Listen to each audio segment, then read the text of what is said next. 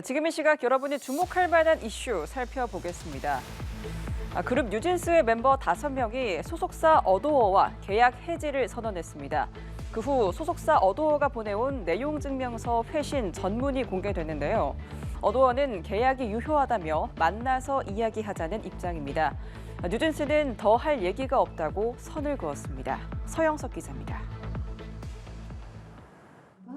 어도어와 계약 해지를 선언한 뉴진스는 전날 받은 어도어의 회신 전문을 공개했습니다.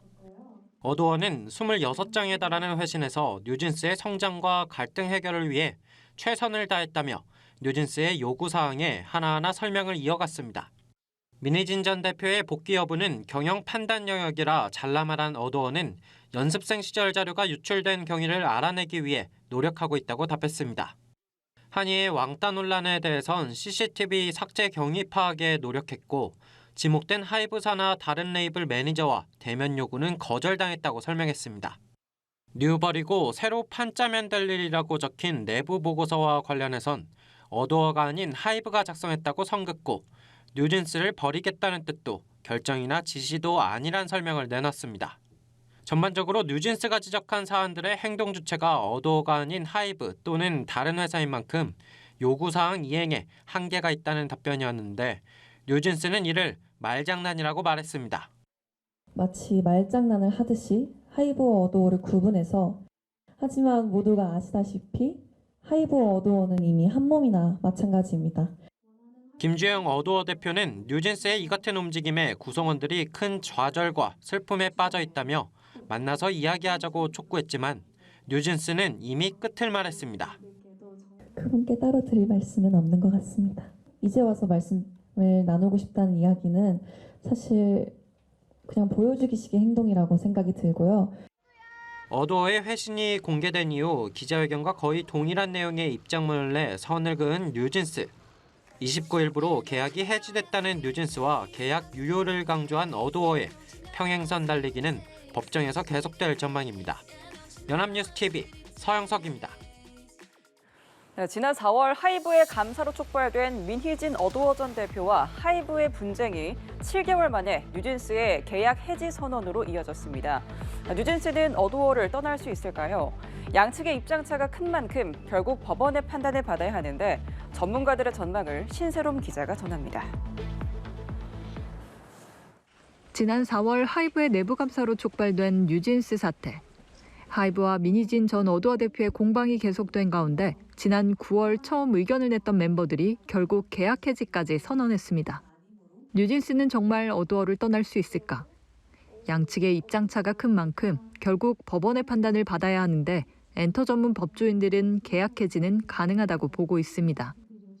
뉴진스를 버리고 뭐 새로운 판을 짜면 된다 이런 거를 봤을 때 그 아티스트 입장에서는 굉장히 신뢰관계가 이제 파탄됐다고 느낄 수 있다. 신뢰관계가 파탄됐으니까 전속계약 해지가 됐다.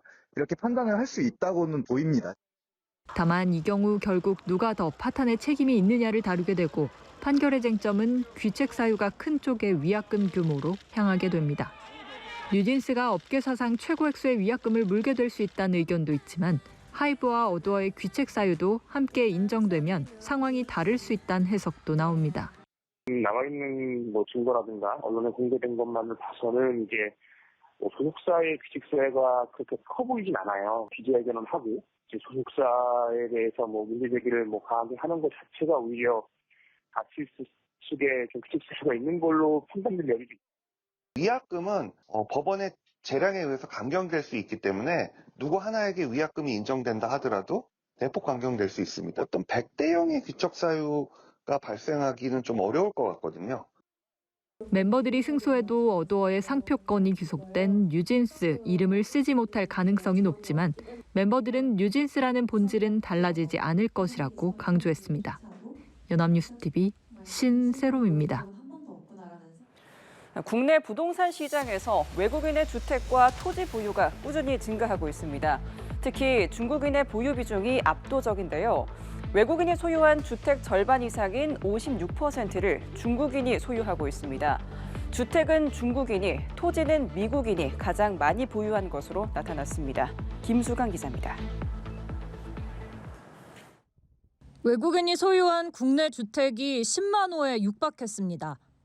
올해 6월 말 기준 외국인이 소유한 주택은 9만 5천여 가구로 6개월 전보다 4% 증가했는데 전체 주택의 0.49% 수준입니다. 특히 중국인의 보유 비중이 압도적입니다. 외국인이 소유한 주택의 절반 이상인 56%를 중국인이 소유하고 있는데 올해 상반기 외국인 주택 증가분의 69%를 중국인이 사들인 겁니다. 외국인 소유 주택은 수도권에 집중되어 있는 것이 특징인데 경기도가 39%로 가장 많았고 서울과 인천이 뒤를 이었습니다. 경기도에선 부천과 안산, 수원이 상위를 차지했습니다. 대부분은 한 채를 소유하고 있었지만 2주택 이상 소유자도 1년 사이 4%가량 증가했습니다. 5주택 이상도 452명이었습니다. 외국인이 자국은행을 이용할 경우 대출 규제도 적용받지 않고 다주택자 세금 중과세도 피할 수 있습니다. 이런 상황에서 외국인의 주택 수요가 수도권으로 집중되면 수도권 주택 가격에 영향을 미칠 수 있습니다. 토지 보유에서는 미국인의 비중이 53%로 가장 컸고 중국이 8%, 유럽이 7%, 일본이 6% 순이었습니다. 정부는 외국인의 부동산 보유 현황과 거래 정보를 면밀히 검토하고 불법적이거나 투기적인 행위가 발견될 경우 철저히 단속한다는 방침입니다. 연합뉴스TV 김수강입니다. 내년 3월부터 학생들이 사용하게 될 AI 디지털 교과서가 76종으로 확정됐습니다. 다만 범위와 도입 시기는 일부 조정하기로 했는데요. 국어와 기술, 가정은 전면 보류했고 사회, 과학은 도입을 1년 늦추기로 했습니다. 이동훈 기자입니다. 내년부터 AI 디지털 교과서를 활용할 학생들은 초등학교 3, 4학년과 중고등학교 1학년들입니다. 영어, 수학, 정보 과목에 쓰일 예정으로 신학기부터 종이로 된 서책 교과서와 함께 사용됩니다. AI 교과서가 제공하는 수준별 맞춤형 교육이 교육 격차 해소에 도움이 될 거란 게 교육부 설명입니다. 소위 수포자, 연포자와 같이 기초학력에 미달하는 학생이 학업에 흥미를 잃거나 포기하지 않도록 지역이나 소득 여건에 관계없이 모든 학생들이 성장할 수 있도록. 다만 도입 속도는 조절하기로 했습니다. 당초 도입 예정 과목이었던 국어, 기술, 가정은 전면 보류됐고 초등 사회 과학, 중등 과학은 2027년 도입으로 1년 미뤘습니다. 국어는 자기 표현이 많아 개인정보 유출이 우려된다는 점, 기술 가정은 실천 활동 중심이라는 점이 고려됐다고 설명했습니다. 검정 심사를 최종 통과한 교과서는 총 76종으로 학교별 선정 절차를 거쳐 수업 시간에 쓰이게 됩니다. 다만 아직 변수가 남았습니다. 야당이 AI 교과서를 교과서가 아닌 교육 자료로 규정하는 관련법 개정안을 국회 교육위원회에서 통과시켰기 때문입니다. 교육 자료는 교과서와 달리 학교장 재량에 따라 사용 여부를 정할 수 있기 때문에 일선 학교에 혼란이 생길 수 있습니다. 교육계 안팎의 디지털 과몰입 우려, 예산 부족 등 반발도 설득해야 할 숙제입니다. 연합뉴스TV 이동훈입니다. 최근 많은 눈이 내리고 기온이 영하권으로 크게 떨어지면서 강원 평창 지역 스키장이 문을 열고 손님 맞이에 나섰습니다. 개장 첫날 수천 명의 사람들이 스키장을 찾았는데요. 다음 달 중순까지 홍천, 정선 등 강원 지역 9개 스키장이 순차적으로 문을 열 예정입니다. 이상현 기자입니다. 스키와 스노보드를 탄 사람들이 은빛 설원을 빠르게 내달립니다. 매서운 칼바람도 아랑곳하지 않고 속도감이 주는 스릴을 즐깁니다. 아직 몸이 덜 풀렸는지 넘어지고 구르기도 하지만 마냥 신이 납니다. 날씨가 춥기도 하지만 그래도 스키장의 맛을 보기 위해 연차를 내고 왔습니다. 저번만큼 못하는 것 같아서 조금 마음이 아파요.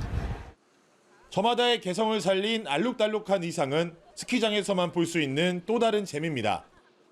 네, 이번 시즌 또 튀어 보이고 싶어서 형광색으로 이쁘게 구매했습니다.